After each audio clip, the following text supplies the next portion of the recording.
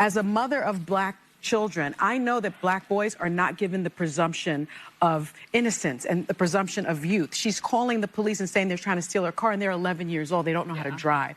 And so for me, what was interesting was I have had to be in the position where I have gone to my local police department because I know my son is going to be training for the Junior Olympics, running around the neighborhood in an all-white neighborhood. And I have brought him to the police and said, he belongs to me. This is my son. Do not harass him. Do not stop him. So she was doing what so many black mothers do, and she was killed for protecting her child. And it's the same thing that when I see, not all black Republicans, but I see a black MAGA person who is carrying Donald Trump's water and they know that he's lying, it is the shortest line to the front. Because if you're black and you're whatever, you're just in line with a bunch of other Democrats that are doing the same thing that you're doing. But if you become a black MAGA person, it's like, whoa, let's book this person, let's put him on television. So you don't think you can be a sincere black MAGA person? No, I just said, I don't think that, I just said, I think there can be sincere Republicans. But you can't be a sincere black Republican? I don't think that you can be a rational MAGA, be black and be a rational MAGA person. I think you can be black and be a Republican. I think they would find that very insulting. Well, I mean, the truth is often insulting. Is the Garden State, right? Yeah. What's growing in New Jersey? I don't see anything growing. I'm gonna go with Jack. You're gonna go with Jack? Yeah, because from what I've seen her in her commercial, Mike Cashier. she's not answering. She's avoiding real serious questions. I'm leaning on her. I just like her opinions. All right, so some people there like Mike Cashier, a lot of people like you, Jack, but when you take a look at the polls, some of them now are within the margin of error, but if we go back to 2021, the polls seem to undercount your support by about 6 points. But what can you do in the next 2 weeks to bring this one across the line? What we've been doing every day since the day after the primary, getting up and down the state, telling people very specifically how we're going to fix the state of New Jersey. It needs fixing. We've got an affordability crisis, a public education crisis, public safety crisis, overdevelopment in our suburban communities. And my opponent's entire campaign has been based on a stack of lies. Her disdain for the president, she could fly a helicopter. That's not going to fix New Jersey. And when the Republican nominee is being endorsed by Democratic mayors up and down the state, that tells you how badly people want change. Yeah, I was going to mention that. What do you think that's going to do come November the 4th in terms of flipping some Democratic support to you? Hey, listen, Republicans are all in, unaffiliated independent voters are all in, and even moderate Democrats are all in because it's been 8 years of failed policies, and they're so very fearful that my opponent is Murphy 2.0. Don Lemon is right about one thing. The truth is sometimes unflattering. And one of the unflattering truths about the Democratic Party is that they're so bad that they're trying to rely on identity politics in an attempt to shame people, but it's not working. As you saw from the intro, you saw Sunny Holston complain about apparently all her white neighbors as racist, and people are asking a simple question: why you don't move to an all-black neighborhood? Because they'll rob her blind. I'm sorry, they'll target her house. A lot of these unfortunate individuals will rob her house blind, right? That's the reason why Ice Cube had to move out of his hood. But I digress. But one thing I hate about these identity politics pushing people is that Sunny Holston is a half Latina, half black woman, right? She's a mixed race woman. And she's married to a Latino dude, sorry. That makes their son possibly 25% black. Last time I checked, 25% is, if you had that on your test, you failed. So how is your son black? No one will mistake your son for me. I'll tell you that, Sunny Holston. But this is the identity politics that I'm talking about. And also, you saw from the intro, you saw a lot of black men, talking about the New Jersey race, which is pretty close. It's getting pretty tight right now. And it's getting Democrats a shiver right now. Democrats are panicking about the black vote in New Jersey. Fox News went into a barbershop with black men. One of their regular customers say that they're going with Jack. No wonder they're hauling out Obama. There's a reason why.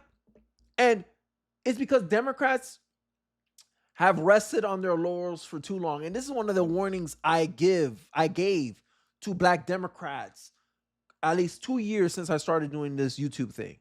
I've been talking about, hey, y'all resting on your laurels. Y'all got no arguments. Y'all got no positions. Because if we went for black first, not Democrat first, because I see why a Democrat first will vote blindly for Democrats, like obedient dogs. I'm just saying, you know, D.L. Hughley started this ish first. I'm just finishing it, right? And I list out every policy how Republicans can benefit the black community if the black community just sees on the opportunity. But the black Democrats, they have no incentive. They have no political incentive for black people to actually do good in this country. And I talk about how if everything stays the same, Democrats are politically benefit from 77% of the black community voting for them in the first place. What political incentives do Democrats have to actually progress the black community, especially when the black community doesn't shift to the Republican Party, doesn't make the Democrats compete for their vote?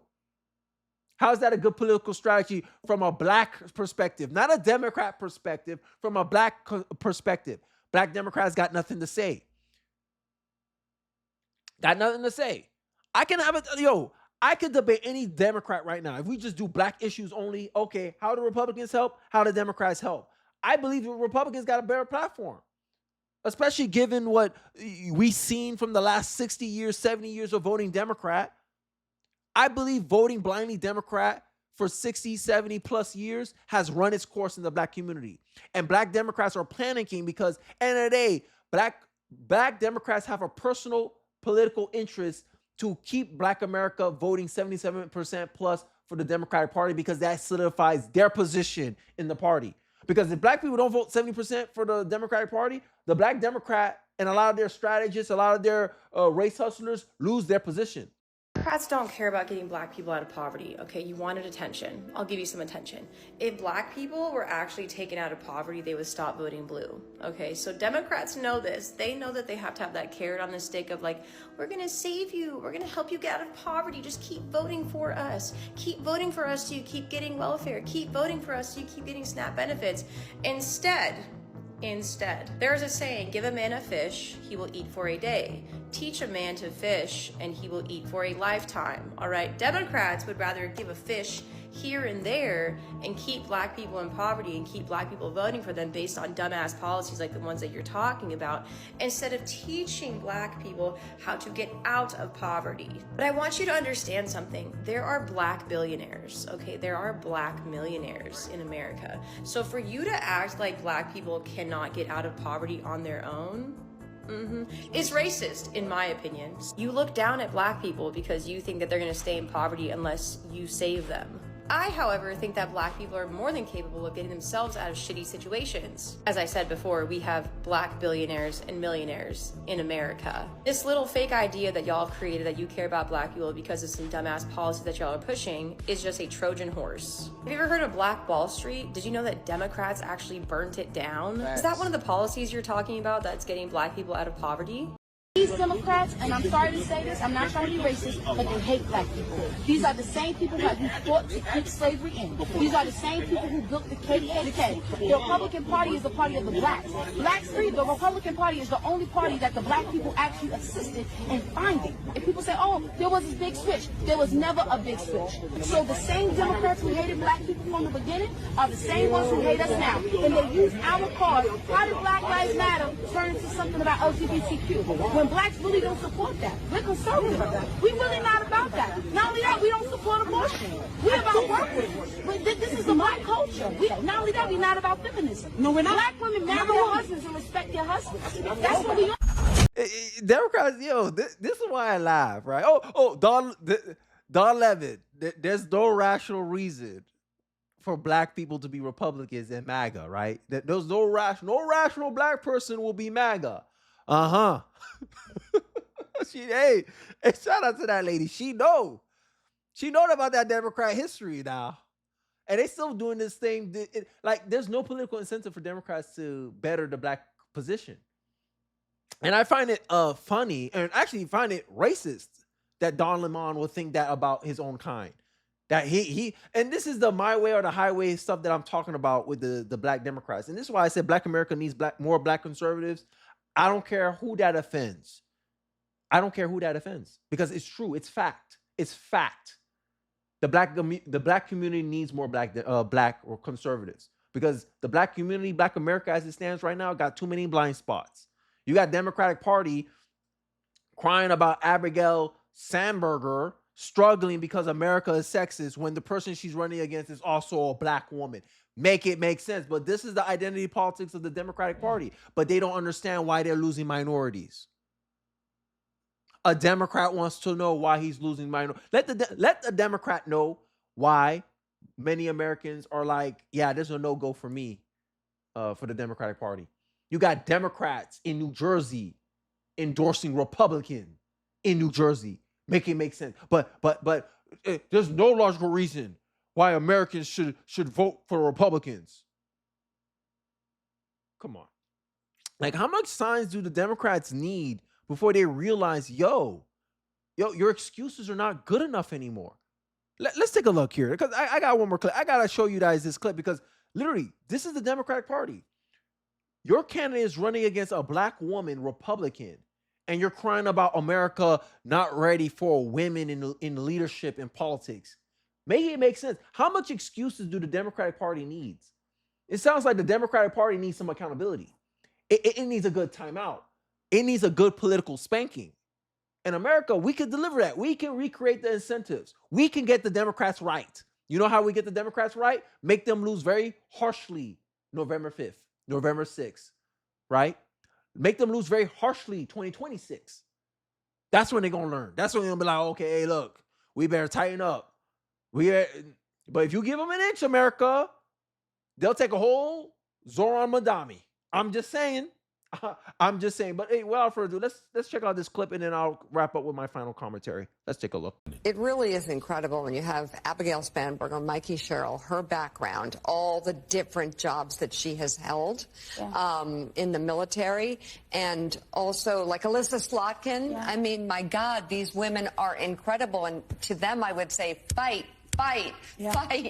because we need them. Yeah. We need them leading. And Mikey is like, she's doing a ton of interview. You know, when I talked to that, when I was in the car, you know, it was this car, she had gone from interview to talk to, but you know, you still see the anxiety. Yeah, Cheryl did have a few missteps in her campaign, but she still has, as you say, about a 5 or 6 point lead per polling. Spanberger's leading Virginia a little bigger than that, but you know, both still competitive races here heading into the last couple of weeks. But to Mika, to Molly's point, I mean, this is something that a lot of Democrats are grappling with right now. Is they've nominated women 2 of the last 3 elections for the presidency, lost both. There are some who say, well, we can't do that again. The stakes are too high. But of course, that does fall into the same misogynistic trap. Other countries have no problem electing women. Lieutenant Governor, there was a man at a James Madison football game whose son plays on the team who was screaming. He works for a division of Lockheed Martin, and he was screaming racist things about you. Ow. And I saw it on, we're not playing it, but I saw it and I thought, like, is that what the Democrats have become? I mean, that's who is the loudest voice, in essence, for somebody like Abigail Spanberger. And that's not what the Commonwealth, and that's not what the Commonwealth is about. You know, here's the thing. That man has given to only Democratic candidates, so of course he believes on his side and that ideology. And here's the thing. My dad came to America with only $1.75 at the height of the Civil Rights Movement, 17 days before Dr. King gave his I Have a Dream speech. And here I am now, second in command in the former capital of the Confederate States. And yet here comes the Democrats, always the race card, always the race card. Why? Why would you do that? You said you care about black people. Well, here I am. You said you care about women. Well, here I am. You said you care about immigrants. Here I am. When are you going to start caring about people just to care about them? When are you going to talk about ideology instead of racism? These people never let the wound heal, and they're the ones who are causing it. They keep trying to focus on like women, identity politics, but the reality is that if they only fought this hard for American citizens, they might be actually worth it. The Democrats are planning to launch a master ICE tracker on their websites, right? This is who they fight for. This is what, like, end of the day, we don't care about the packaging of the politician. If the politician's policies, position, campaign, agenda doesn't align with the interests of what most voters want in the country, that politician is not winning, woman or not. And this is something that the Democrats lost in their frenzy and fascination with identity politics because they want to make history so effing bad. Japan made history, and it was the wrong kind of woman making history for the feminists, right? And this is the problem with feminism, that it's so politically entrenched in liberal ideology that it doesn't even celebrate the very tenets that it's supposedly supposed to be championing: women in power. Shears, Lieutenant Governor Shears, is running in Virginia, right, against this white lady called Abigail, and the MSNBC is trying to pretend as if she's running against a man. Who's gonna tell him? The reason Abigail Spanberger is struggling is because Americans are sexist, not because she got sorry excuses for policies, not because she made mistakes. It's the same issue that I had about Kamala Harris. When she lost the election, you had Democrats, especially these Democrat women, coddling her, saying that she ran a perfect campaign. If she ran a perfect campaign, why she didn't win? If she didn't win, that means she didn't run a perfect campaign. Got all the excuses in the book. All America was racist and sexist. That's why she didn't win. Excuses for these Democrats. And they wonder why their Democratic women are so mediocre at the national level. Because you're not allowed to actually give them the criticism that they can actually be better with. Like, make it make sense. One of the main criticisms about Kamala Harris was she didn't know how to appeal or actually talk to people who aren't Democrat because of the fact that she was a politician in California. That was a weakness on her part. She's been in a blue-dominated state her entire political career, that when she tried to run as president in 2020, she didn't know how to talk to people who are not Democrats. In 2024, she had the same problem. She didn't work on it. Maybe because too many people was telling her that she was perfect the way she was. And she didn't grow. She didn't learn from her mistakes because she had people in her ear telling her she was perfect. And the Democrats, especially these liberal women, and I'm sorry, I'm calling out all liberal women of all shapes, sizes, colors, heritage, this positive affirmations you love to tell yourselves, the way you love to positively coddle each other is actually holding y'all back. This is why women ain't making history in America. This is why Bill Clinton even admit that the first woman president is most likely going to be a Republican, because we don't do this type of coddling on the Republican side. If you're a bad politician, you're a bad politician. We're like, hey, yo, this person sucked. We ain't voted for her. I don't care about making history. Ask Nikki Haley. When Vivek Ramaswamy was going at Nikki Haley, and Nikki Haley tried to use her identity politics and say, oh, Vivek Ramaswamy has a woman problem. We don't tolerate that ish on the right. Hey, identity politics is liberal-ish. You're a Republican. Stop that ish. Made her lose even more support. But in the left, if she was a liberal, if Nikki Haley was a liberal, oh, she would have won the election off of that. She would have won the nominee for becoming the Democrat nominee off of that.